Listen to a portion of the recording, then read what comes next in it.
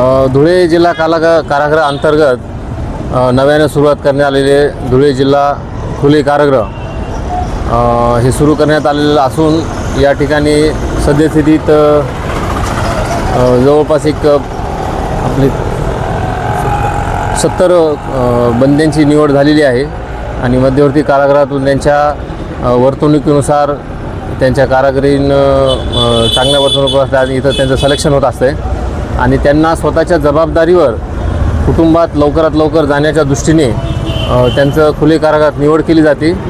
त्यानुसार जो काल पलायन केलेला बंदी आहे, बंदी क्रमांक 58 भिकन नजीर पिंजारी, यास देखील दैनंदिनीप्रमाणे आपल्या खुले कारागृहात जवळपास एक 15 ते 16 एकर जमीन आपली नदीबागला आहे आणि 6-7 एकर जमीन आपली बावडीबाग म्हणून असे 2 शेतीशेड आहेत।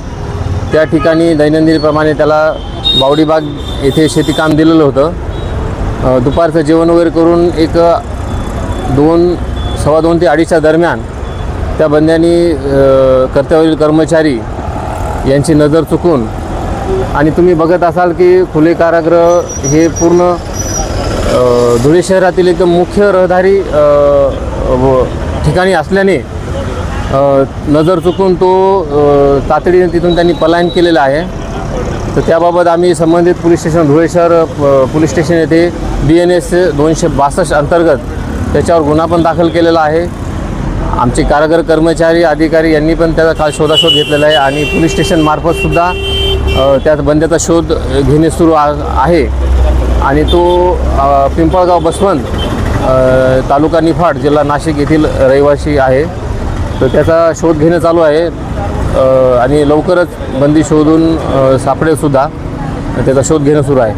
साहेब, मागे पण आपल्या इथे कारागृहामध्येच फाशी घेण्याची बी घटना आपली होती, तर अशा प्रश्नचिन्ह निर्माण होते की बुवा इथे प्रशासनाचा काही वचक आहे आणि आरोपीपणा झाला तो फाशी घेणं यावर प्रश्नचिन्ह निर्माण होतं, याबद्दल काय सांगतो?